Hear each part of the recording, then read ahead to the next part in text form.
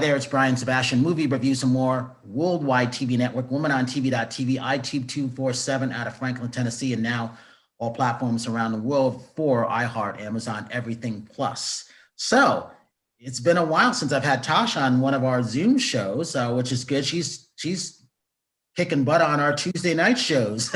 So she's in her car because she had somebody doing something ahead of time in her house. So she decided to come on and she wanted to do this. She was excited. And I said, you got to do it. And here she is hiding in her car because the mechanic people or cable people are doing something. So with that, I like this film. This is very, very interesting. Okay, Alex, who are you and where are you coming from?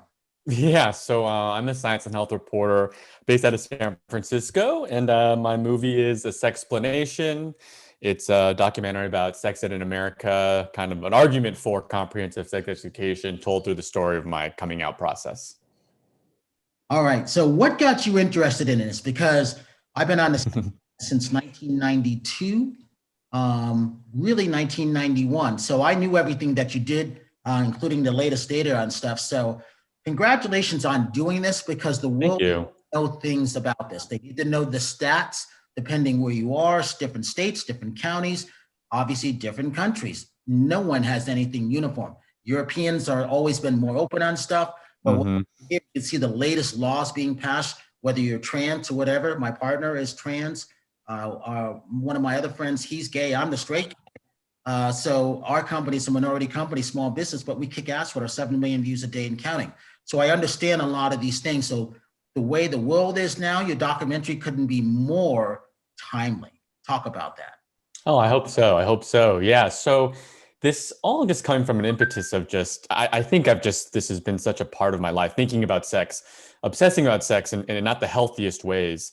From a young child, just growing up knowing that I was attracted to men, not knowing how to process those feelings, not seeing anything in the world that would kind of just give me the basic understanding that it was normal to be gay. And when I hit sex education in schools, it was during the AIDS epidemic. So the message was, if you have gay sex, you will get HIV, AIDS, and die. The message to my straight brothers and sisters was you'll get pregnant and die or have a horrible life. And I get that, I think there is a public health component to sex education that people need to know and understand.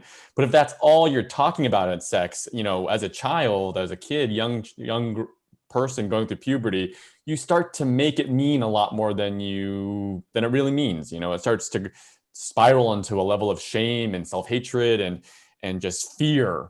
And so things are changing really quick, which is great.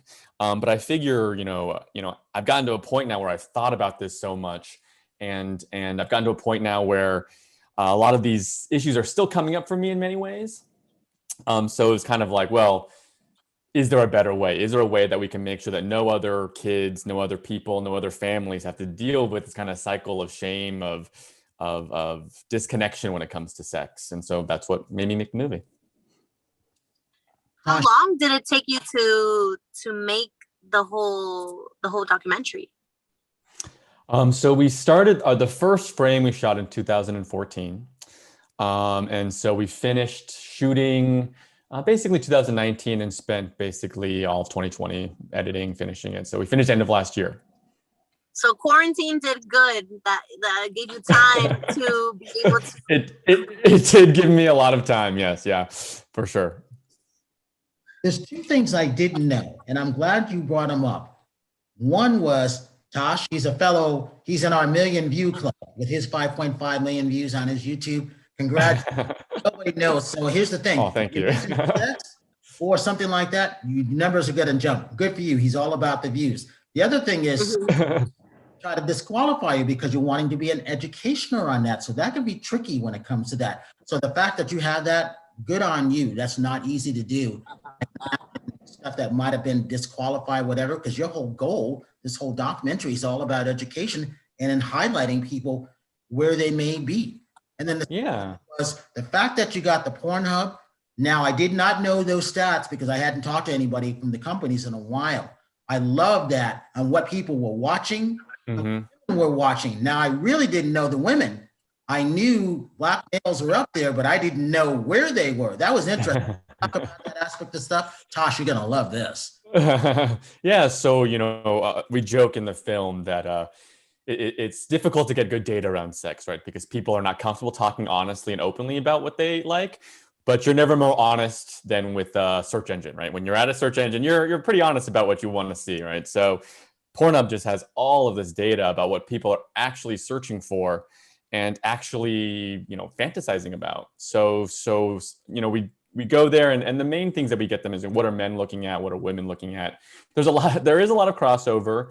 Some of the things that were surprising or that women were much more likely than men, almost 2 times more likely than men, to look for more hardcore pornography, and also that I think there's a little bit more on the side of men who are looking at things like MILF or stepmom. It's a little bit more maternal in what they're looking for.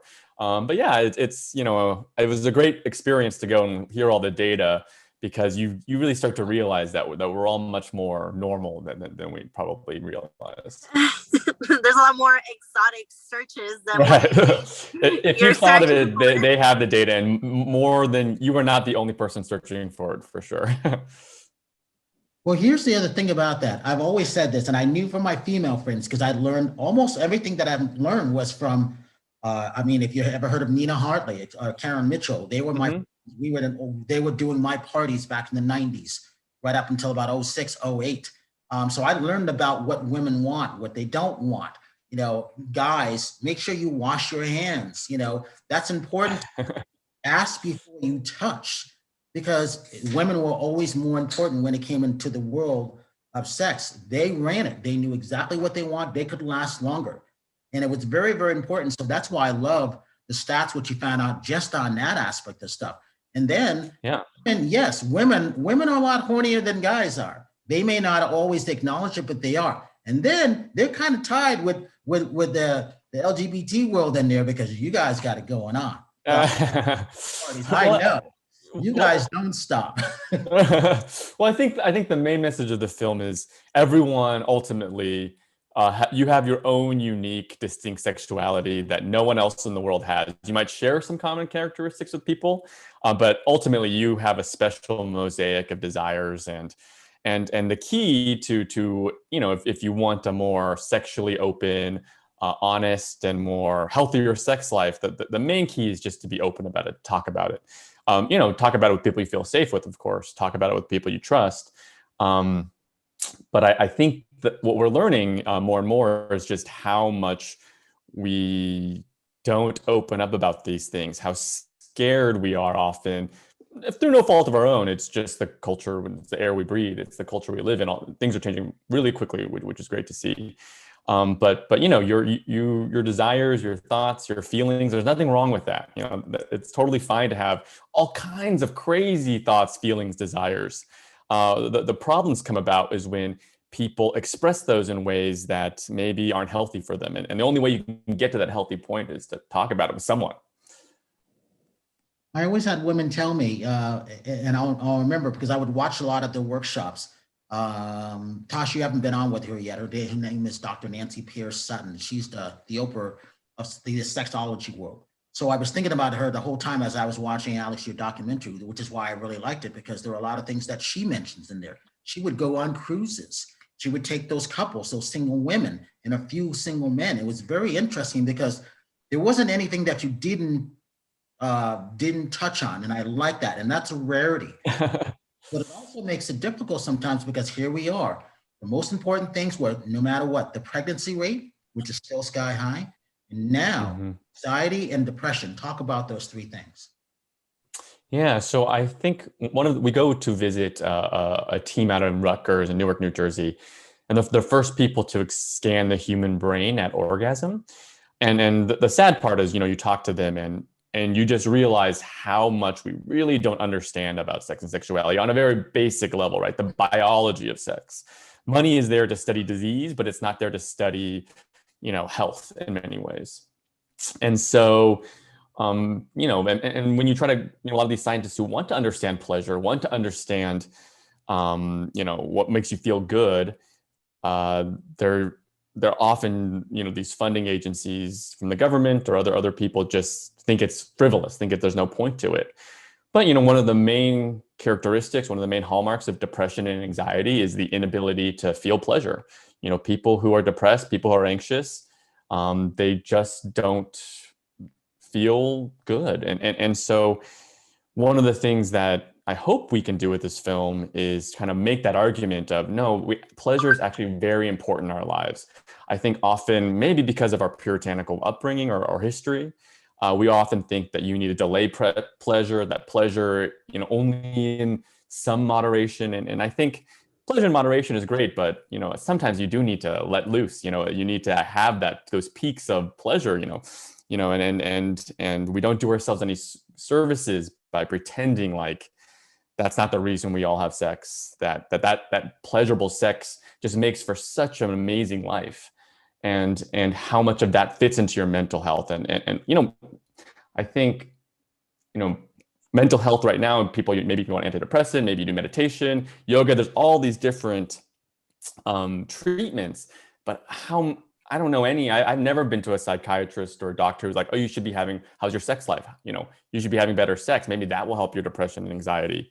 I don't know if that's actually true, because like I said, we haven't studied it as a treatment, but I'm curious how much sex, that we ignore sex to our peril when it comes to our mental health. I know the answer to that one, and it does help. that is my hypothesis as well. Yeah. Endorphins, but it calms you down. So there's that old slogan, "Make love, not war," because Richard Pryor said it one day. You want to have sex as much as you can, but after 10 seconds, I need 8 hours of sleep. I do wonder how much further we could get to world peace if everyone was able to have sex in the way they wanted to. Yeah. Well, here's the thing, and then I'm going to go on to Tosh. It took me 16 years. I practiced Buddhism. It took me 16 years to believe in world peace, first of all. Mm-hmm. Now, why I was practicing all this, and I call it the practice, because you're wanting to reach enlightenment. Same thing in the sex world. Once you reach that enlightenment, you're lucky if you can reach it once, and you you're like you're leaving the planet. If you got there yet, but it's kind of but it's one. I mean, sex is ultimately about connection, right? It's getting to know someone at their most intimate and vulnerable place, and it's probably the most beautiful connection in the world. It's such a moment where, at the best sex, it really does feel like you don't know where you end and where someone else begins, and just being able to know people in that way, I think, needs to be talked about more in the real beautiful sense that it is, on a very spiritual sense that it is, because it's kind of the thing that makes life worth living.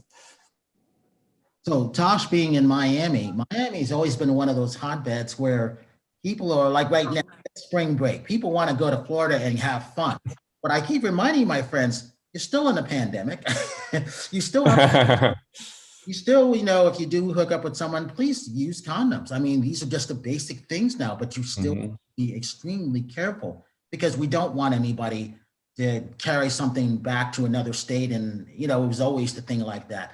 Now people are getting vaccines.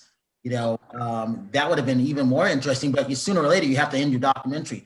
Talk about that. Like, what was the talk where you wanted to end your film? Did you know where you wanted to end it, or how you wanted to end it? Because there's more stuff you could have put in there, I'm sure, huh? Yeah, I mean, sex is such a huge, broad topic. We could have talked about it in so many ways. Like, we didn't get into STDs, STIs as much as I wish we had gotten into. We didn't get into all the variations and spectrum of gender like I would have loved to have talked about.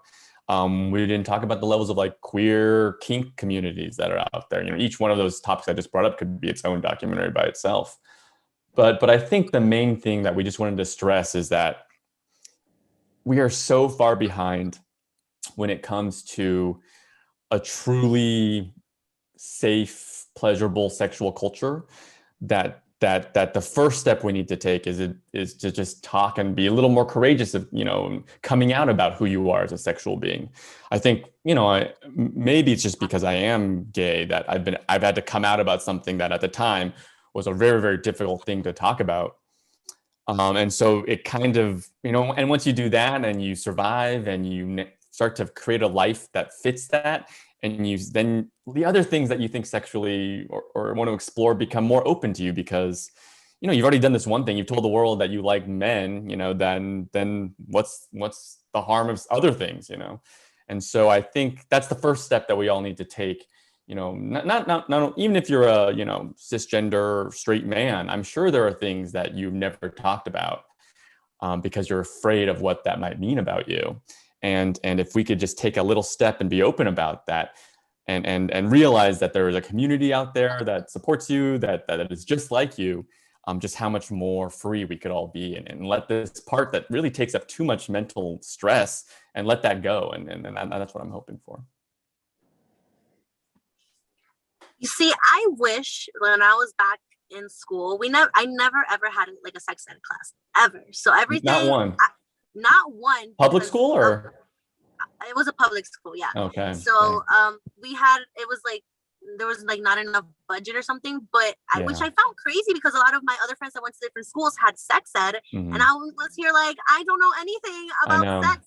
And it was just like, I was looking at the trailer and I was like, this would be something so cool to be able to show in schools, you know, at a class, because it seems like, I mean, from what movies that I've seen, that sometimes like the sex ed films are like very like, you know, like boring and just like medical, talking about all the negative stuff. But there's like a lot of positive stuff about sex, which I see through your documentary when I was looking at the trailer. Yeah. So props to you, Alex.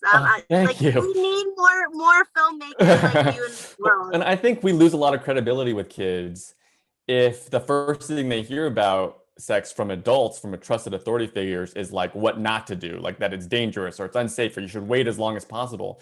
Because kids know, I mean, they know at a basic level that their parents are having sex for reasons of fun. You know, people are out there having sex because it's fun, it feels good. And so I think you just need to lead with that of course, you know, of course, unprotected sex is going to be the best. Like, you're not wrong for wanting to do that. But here's all the information you might want to know so that when you enter that decision, you're fully informed to make a choice that fits for you in your life. And you're taking the level of risk that you find acceptable. Kind of like the pandemic now, you know, we found that shaming doesn't really work for people if you want good public health outcomes. You need to just trust that they're going to do what's best for them and trust that and lead with the fact that you know what feels good and it's okay. You know, it's okay to be a human being. Alex, this is also an interesting one. Not only are you Asian, not only are you gay, your parents, you have a good relationship with your parents. I know. Normal. How did I think I hear where you're coming from, but I do actually hope that this does help, especially Asian families with gay queer family members, to let them show that there's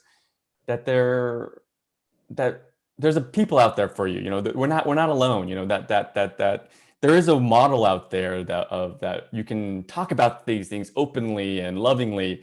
And it doesn't destroy the family, that no one looks down on you. I'm very grateful and so lucky that I have my parents who have just been patient and supportive and have always thought about my well-being first over theirs. I have to give a lot of the credit to where I am now to them.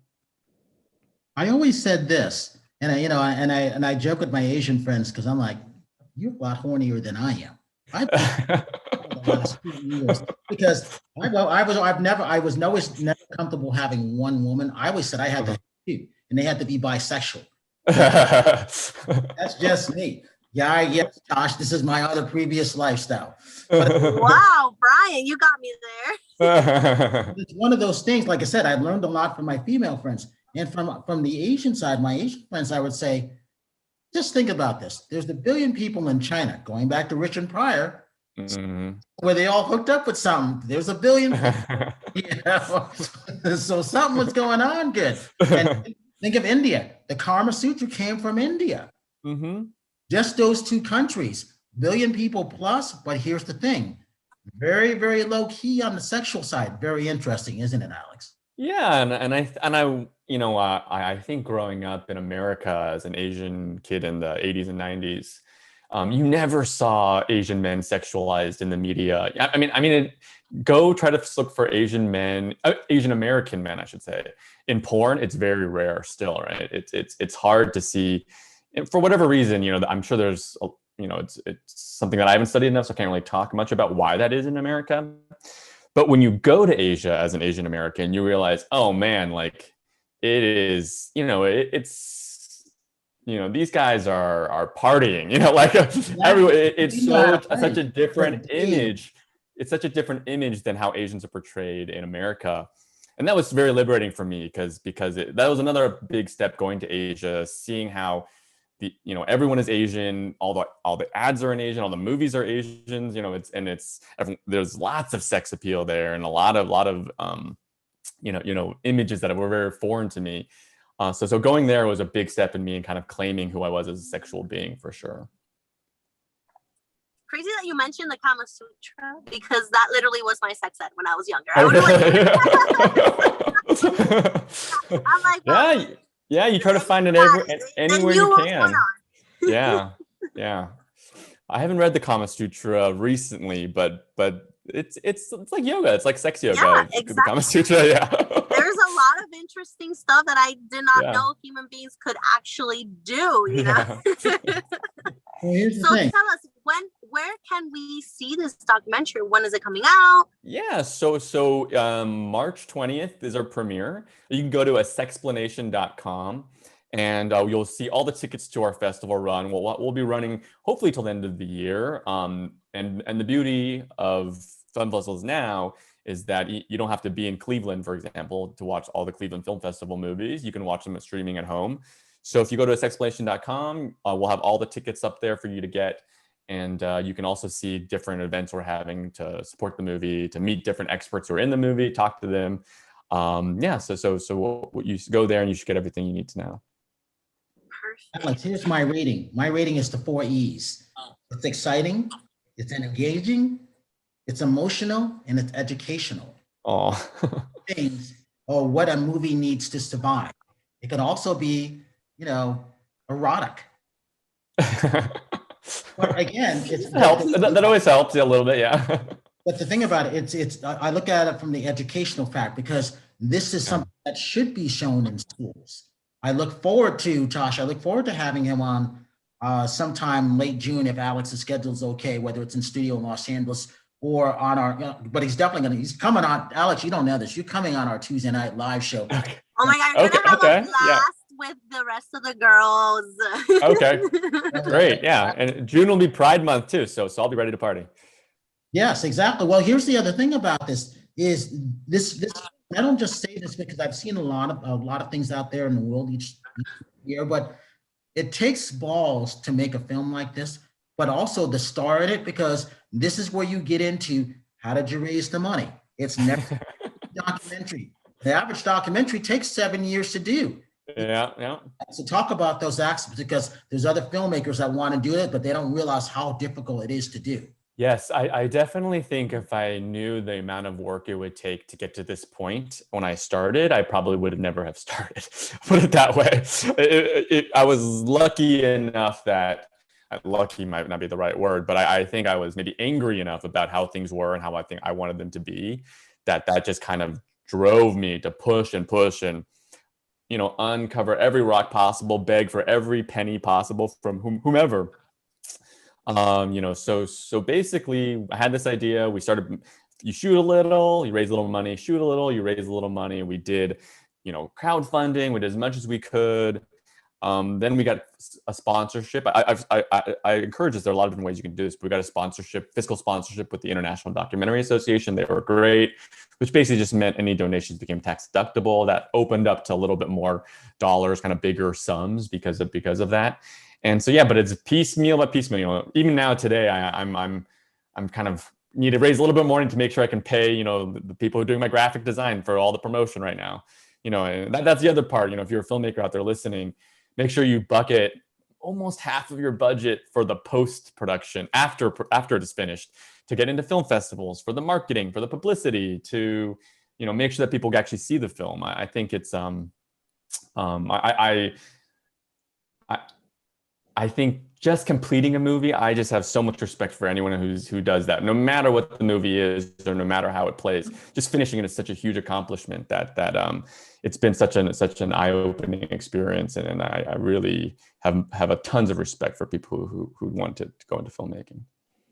Tasha, I'm going to say something real quick and then I'll jump in. I've always tell filmmakers, no matter what, because again, what you just said at the end, they don't realize. I always say, no matter what, save $10,000 for your marketing. You're going to need it. Mm-hmm. You need to submit to film festivals. I know what it's like to pick films from film festivals.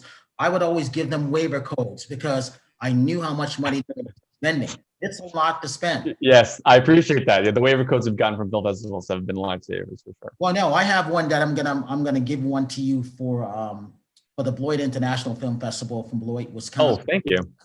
There are the many Sundance in there, and that's one of the festivals that I choose. So, Tosh, you've actually met Greg, I think. Yes, you met Greg. Yes.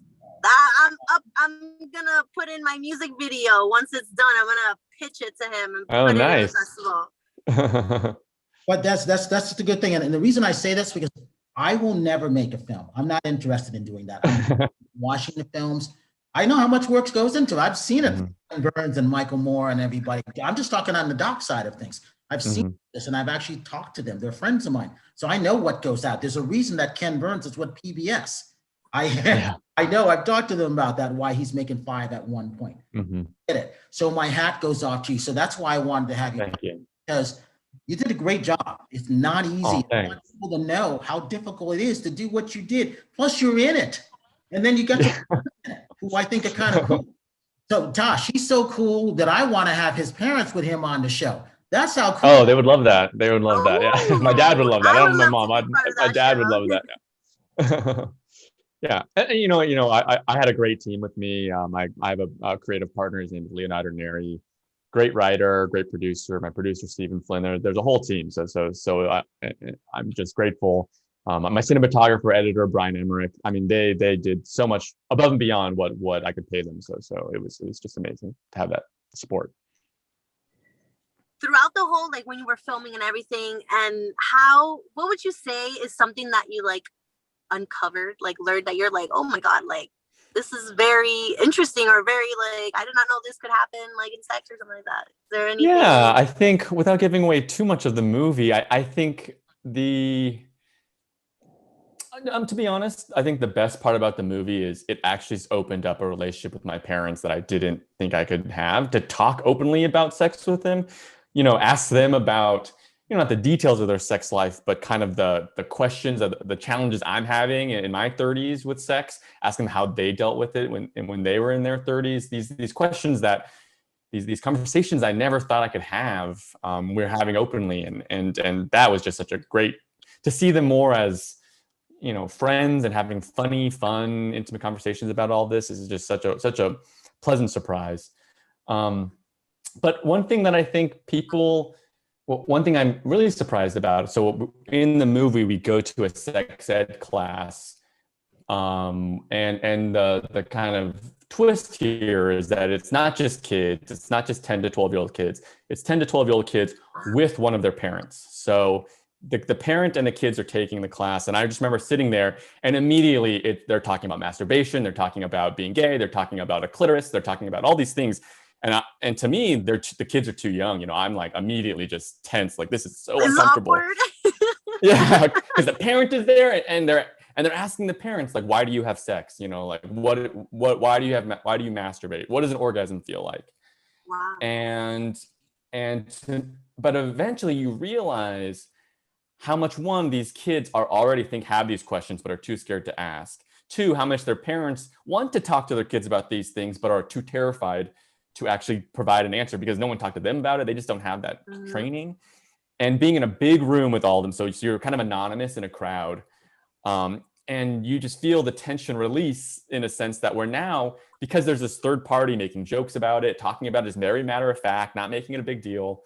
And the kids and the parents start to have these conversations that they weren't having just a few hours earlier, you know, and you can see very quickly how much these kids and parents are now opening up in a way and getting to know each other in a way and developing a stronger, more intimate kind of connected bond. And that kind of blew my mind, that kids actually can handle a lot of this information a lot earlier than I would have thought. Wow, that's beautiful. Yeah. I would have been like, oh my God, my mom in the same, like, even Yes. up to today, Yeah. I kind of still feel weird asking my It is, mom yeah, that question. I know. I think I'll be like that forever. Hopefully, little by little, as we have, I think I'm not saying you should, rip off the Band-Aid and jump into the deep end. It's little baby steps. I think you can talk about it for a minute, maybe 5 minutes at most, and then you kind of have to, then that's all you can do. But those 5 minutes, 5 minutes once a month, they add up over kind of, a couple decades. So by the end, you get to a point where you can maybe be a little more open and really feel like, who you are is okay. Yeah. It's funny. I started to tell I said, I'm going to tell my mom all the stuff I've been doing on the inside. And then she goes, I don't think that you can do these things. The Bible says, and once she says, the Bible says, I said, I'm not going to tell her anything. Yeah. Heart attack. I could just see her holding her heart like in Fred Sanford. I'm coming. I could just see that. Yeah. Religion definitely is difficult to kind of broach. I do kind of wonder, though. We didn't get into this too much in the film, and unfortunately, we had to cut this from the film. It just didn't fit. But we went into a Mormon community, and Mormons are very very strict when it comes to their sexual morals. But there are people in these communities in Provo, Utah. It's kind of near Salt Lake, and I think there are these women, gay people in these communities who are realizing that the parents need to be having conversations with themselves about these things, divorced from their children. These parents need to be in a space that is non-judgmental about, okay, well, why do you think this? And not shame them for having very strong religious convictions that are very strict and maybe repressive around sex. But, having the parents talk about why they feel this way and getting them to kind of try to think and analyze, does it actually serve them? And does it actually serve their community? Does it actually serve their children? I'm not saying that's an answer, but I'm wondering if we can kind of create this safe space for people who are maybe on the more conservative side, for them to not feel attacked for their beliefs, not feel wrong for their beliefs, but give them at least a little bit of a space to speak about what they believe in, and then maybe they can be a little more open to different perspectives. I'm curious if that's part of the solution. Tosh, we got a couple minutes left. Tell Alex what you do. Oh, well, Alex, so I'm from Miami, but I am a brand new Latin pop singer. So if you are into like Spanish music, definitely take a listen to my music. Send me your stuff. Yeah, for sure. Yeah. So my name is Natasha Rumbo, so that's like my artistic name as well. But a lot of people call me vocally Tosh. It's kind of like my on-air personality name, but it's also my Instagram is that, so everything is vocally Tasha, Natasha Rumbos. But I started my music last year, like during quarantine. I got into like I had to be like, listen, like you have to start doing what you want to do in your life, what you really are passionate about. And I went for it. I started writing music. I released That's great. a couple songs. And so it's been going. There's a lot of cool projects that are happening and coming this year. So honestly, I'm as happy as I could ever be than what I was doing before quarantine. So I feel like that's something that I always have to tell everybody. Like if like whatever you want to do, no matter what it is, like even if people tell you like you're crazy for doing it, like do it, because if 100% of the time, it's really gonna be worth it. So. Yeah, and you might be crazy for doing it, but that's okay too. like Drake says, you only live once. Right. So you know what? I'm gonna live up to Drake. yeah, and just know, at times it can be a grind. There are times doing this where it definitely felt, you're just grinding it out and you don't know, you lose the thread of why you're doing it. Mm-hmm. But slowly you realize over time, if you put in the work, you start to build something that you're proud of, hopefully. Yeah, no, I'm very excited. The journey is long, but honestly, up to now, it's definitely been worth all the sacrifice and all the stuff that I've been doing. So definitely take a listen. Yeah, I would love to. Do you hear like from Spotify or Apple Music? Or I have Apple Music. Yeah. Okay, well, you can search me, Natasha Rumbos, and I will pop up. Great. Definitely take a listen to Menea. Do you speak Spanish or understand Spanish? Un poquito. Okay, well, it's okay because you're just gonna want to Okay. So the good thing about this, Alex, is that she's uploaded all of our Zoom shows. I've Great. watched her videos go. She's been kicking ass. I couldn't be more proud of her. That's why Nice. I'm a little bit concerned when she has to go to work in Miami of all everybody being around. I'm like, please don't. She's coming so far. She's got things to do, you know. Yeah. Alex, one more time. We got about 60 seconds left. Give your social media links so people can buy the tickets and do this, because we're going to have you back. We want to help promote this throughout the rest of the Oh, thank you. Yeah. So it's a Sexplanation. It's like an explanation about sex, but also it's kind of a tongue in cheek, a sex plan for the nation. But if you go to a sexplanation.com or just on all the social media handles, everything, it's just a Sexplanation, and you'll be able to see, behind the scene clips, shots, and then I get to see where the movie's streaming at the moment. And Tosh? You can follow me at Vocally Tosh or Natasha Rumbos everywhere. You can get my website, natasharumbosmusic.com. And so, Alex, I want to thank you for coming on. This is not the last time. I always like to do our Zoom interviews first because we're so booked so far out.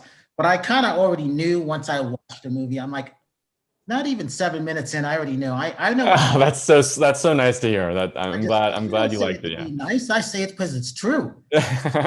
Only long enough now. Hard for me to believe still that, but that's great to hear. Thank you. No, I mean it's like I said, it gets to 4 E's. You can't get any higher. Reviews and more. It's really good, and I know what it's like to pick those films. I know it's like, so a lot of people don't get a chance to see them at a film festival. I understand that what it's like. So I've never forgotten that. So that's one reason why it's called Movie Reviews and More. We want to help those filmmakers and stuff. Thank you. Got to leave with this. I always say this: if you see someone without a smile, please give them one of yours, because the world needs it. Right, Alex? That's right. That's a great motto. I'm Brian Sebastian, Movie Reviews and More, and we will see you next week.